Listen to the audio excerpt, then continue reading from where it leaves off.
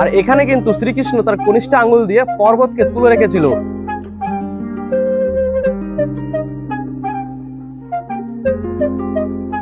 বন্ধুরা, আমরা এখন রয়েছি শ্রী চৈতন্য মহাপ্রভু মূর্তির ঠিক সামনে।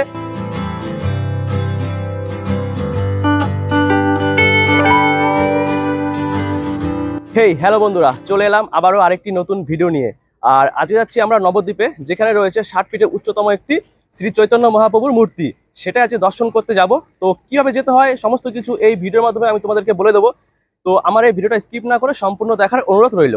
এবার আসি কি করে এই 60 ফিট শ্রী চৈতন্য মহাপ্রভুর মূর্তি তোমরা দর্শন করবে।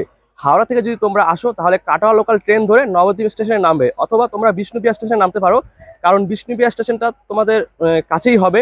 তো আমি এখান থেকে এখন বিষ্ণুপ্রিয়া স্টেশনে যাব এবং সেখান থেকে টোটো করে আমরা চলে যাব সেই 60 ফুট শ্রী চৈতন্য মহাপ্রভুর মূর্তি দর্শন করতে। তো চলো সেখানে যাই।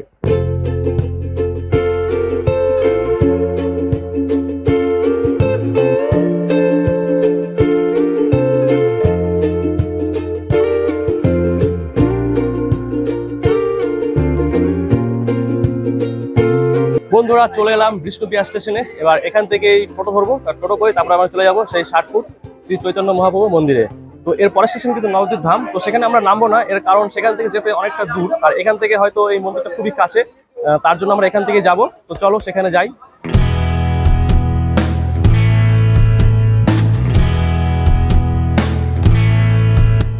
স্টেশন থেকে টোটো করেছি, আর যার ভাড়া নিয়েছে 20 টাকা, একদম সেই 60 ফুট শ্রী চৈতন্য মহাপ্রভু মন্দিরের ঠিক সামনে নামিয়ে দেবে।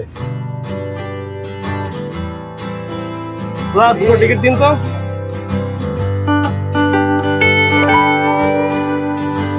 এখানে প্রবেশ করার জন্য টিকিট মূল্য নিয়েছে 10 টাকা। তো চলো ভেতরে যাই এবং তোমাদেরকে দেখাই।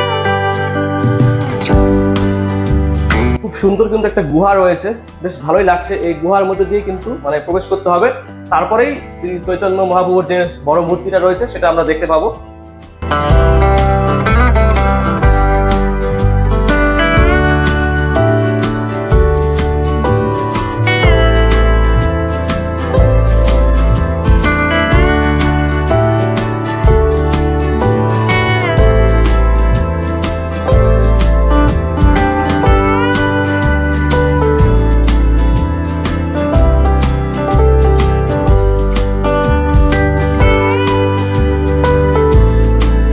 ভেতরটা কিন্তু বেশ সুন্দর, অনেকটা সেই পার্কের মতো।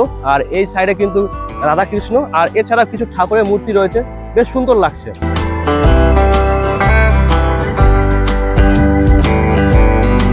আর এখানে রয়েছে শ্রী চৈতন্য মহাপ্রভুর সুন্দর একটি মূর্তি আর তার সঙ্গী।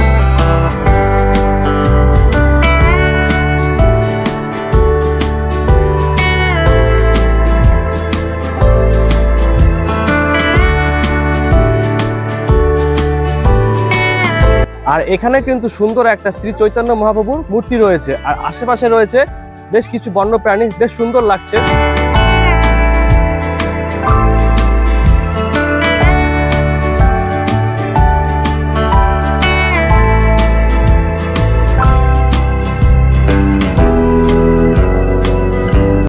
আর এখানে কিন্তু শ্রীকৃষ্ণ তার কনিষ্ঠ আঙ্গুল দিয়ে পর্বতকে তুলে রেখেছিল, তারই চিত্র এখানে খুব সুন্দরভাবে তৈরি করা হয়েছে। আর এই জায়গাটা কিন্তু রাত্রেবেলা লাইটিং এ ভরপুর থাকে, যেহেতু এখন দিনের বেলা তাই লাইটিং এর কোনো এখানে ব্যবস্থা নেই। তো রাত্রেবেলা আসলে কিন্তু বেশ ভালোই লাগবে দেখতে। আর এখানে একটা ব্যানার রয়েছে যেখানে লেখা রয়েছে সামনে এগিয়ে এসে মিউজিয়াম দর্শন করুন। তার মানে সামনে হয়তো মিউজিয়াম রয়েছে। তো চলো সেখানে যাই এবং তোমাদেরকে দেখাই। এই মিউজিয়ামে প্রবেশ করা মাত্রই তোমরা কিন্তু এখানে ঠাকুর দেবতা খুব সুন্দর চিত্রায়ন করা হয়েছে, সেগুলো এখানে তুলে ধরেছে কাচবন্দি ঘরের মধ্যে, বেশ ভালোই লাগছে।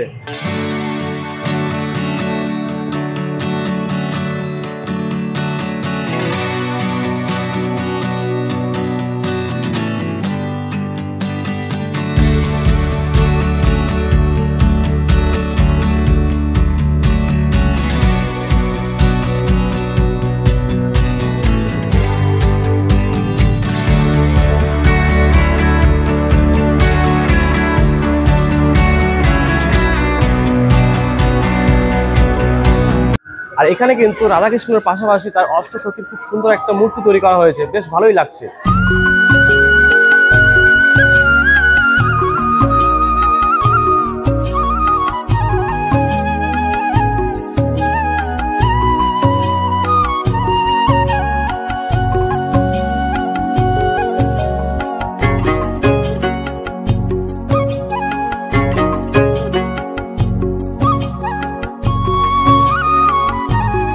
বন্ধুরা, আমরা এখন রয়েছি শ্রী চৈতন্য মহাপ্রভু মূর্তির ঠিক সামনে। প্রায় 60 ফুট উচ্চতায় এই মূর্তি, বেশ ভালোই লাগছে দেখতে। এই মূর্তিটা কিন্তু একটা পদ্ম ফুলের উপরে সুন্দরভাবে তৈরি করা হয়েছে। আর এই মূর্তিটি দেখার জন্য কিন্তু আমাকে পুরো মাথাটা উঁচু করে দেখতে হচ্ছে। অনেক উঁচু তো, প্রায় 60 ফুট উচ্চতায় এই মূর্তিটা তৈরি করা হয়েছে।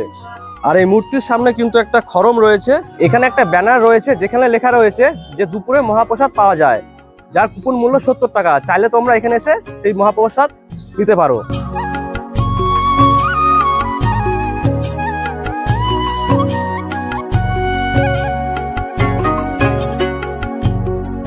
এখানে রয়েছে মহাপ্রসাদ বিক্রয় কেন্দ্র, যার মূল্য 30 টাকা, 50 টাকা এবং 70 টাকা। চাইলে তোমরা এখানে এসে কিনে নিয়ে যেতে পারো। তো বন্ধুরা, এই ছিল 60 ফুট শ্রী চৈতন্য মহাপ্রভুর মূর্তি দর্শন এবং কিছু দর্শনীয় স্থান, যা আমি তোমাদের সামনে তুলে ধরলাম। তো ভিডিওটা তোমাদের কেমন লেগেছে অবশ্যই কমেন্ট বক্সে জানিও। তো দেখা হবে পরের ভিডিওতে। ততক্ষণ তোমরা সুস্থ থাকো, ভালো থাকো, টাটা, বাই বাই।